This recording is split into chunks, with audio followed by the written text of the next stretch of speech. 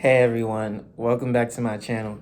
So today we're going to talk about why you should keep your money in the stock market and not be trying to invest it in these other fee-funded accounts.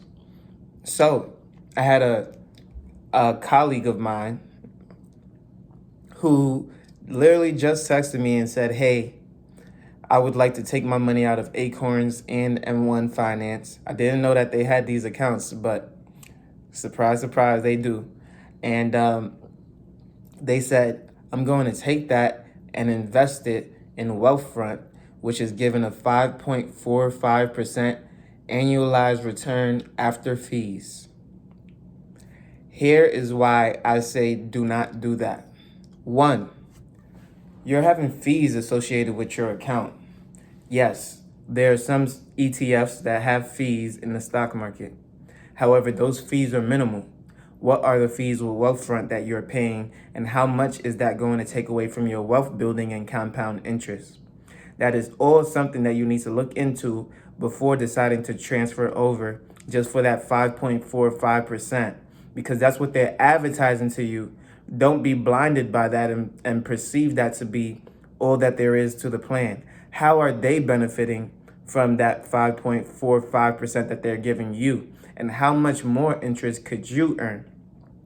A regular savings account right now, of high interest savings account, I should say, is giving you a 4.15 to 4.5% annualized return with no risk involved and no fees. So why would you take your investments out instead of just working hard and saving a little bit of extra money so that you can get that 4.5% annualized return? Also, if you really wanted to lock in some money for a period of time, we have CDs right now that are well over 5%.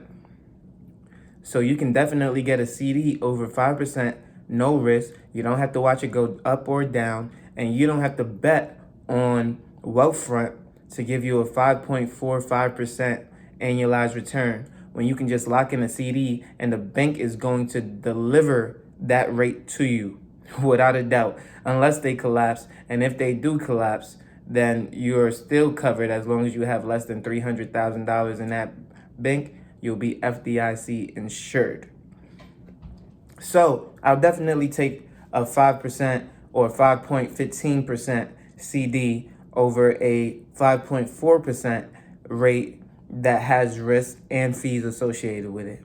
And this is why I'm saying keep your money in your investments. Just work hard, save some extra money on the side, and get that 5% return as you see fit. Here's another thing that you should know.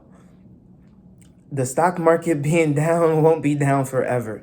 And that 5% return that you're looking at, that you're so hungry for, and you're taking money out of the stock market just like everybody else, when that goes away and the interest rates are 1% and 2% back in the high interest savings account, what do you think is going to happen in the stock market? Everyone is going to be dumping each and every bit of money that they have. The banks are paying interest to hundreds of thousands of people right now. And when they don't pay that interest anymore, it's all going to the stock market or into real estate. Where will your money be at the beginning of that? Don't go in at the tail end and say, oh, interest rates are low, the stock market is low, let me at least get this solid interest rate as long as I can. And then you wake up one day, the stock market is up 30%, and now you put your money in and it goes up another 10%. You're like, at least I still made 10%. Well, you could have made almost a 50% return if you had it in there from the start. And that's why I'm saying if you're so locked in on that 5% return that you can get in a savings account or at Wealthfront, go ahead and make more money. Work extra. Do whatever you can to ensure that you make more money, because that's only going to benefit you to diversify further. But do not take out from your investments in order to invest in that, because that would be a bad mistake, which will rear its ugly head in the next 2 to 3 years when the stock market is shooting back up to the moon. Okay? Now, I never say that because everybody uses those type of phrases when it comes to Bitcoin, cryptocurrency, and all these other things, which may shoot up here and there. But trust me, the stock market has a history of repeating itself, and it's been going well longer than I've been alive. So I can't wait for everyone to be bullish again instead of bearish. And I am dollar cost averaging into that market every single day, ready to be wealthy and not just rich, right? All right. So if you have any questions, comments, or concerns, please drop it down below, as I'm very interested in this topic, interested to see when you think the stock market will start to rebound and grow again. I do believe that the Fed may raise rates slightly. We're almost touching 7% interest rates in the in the real estate market. And so, I do see that going just a little touch above 7% in July. And then closer to December, they'll probably keep it there until January. They'll start to trickle back off. They'll start to back off a little bit and allow for a little bit of breathing room, right? So right now, the real estate market is starting to slow down slowly. It's not as fast as many think. Even with interest rates tripling, it is not as fast as people think. So I do believe that the stock market will not rebound as quickly as most people think. It will stay low for the rest of 2023.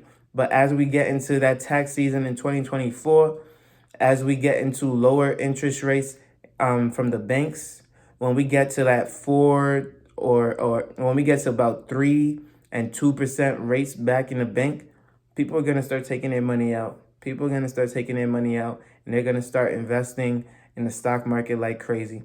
Right now, I have more money in savings than I've ever had, and that's really because of the interest rate. But I am not taking out of my stocks in order to fund that, okay? Best believe I'm ready for those 40, 20, 30, 80% returns. I'm ready for all of it because I know when people go back into these markets, I know when they go back into their favorite companies, I know when the world is starting to spin all over again.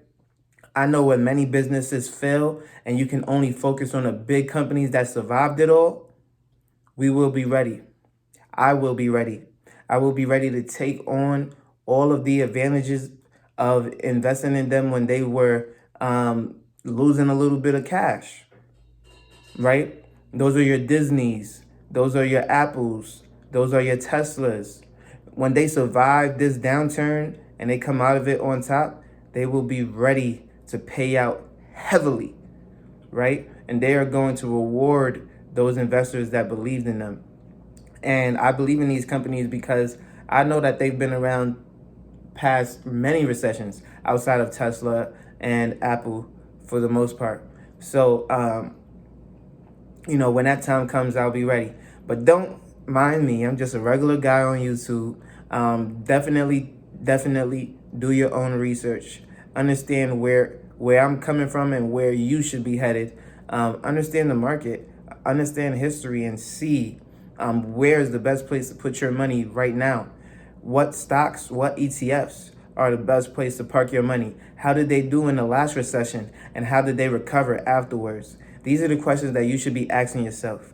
Now, if you like this video, make sure you leave a like, comment, and subscribe. You know I post every single day at 8 a.m. daily on YouTube and Rumble, and I will see you on the next one. Peace.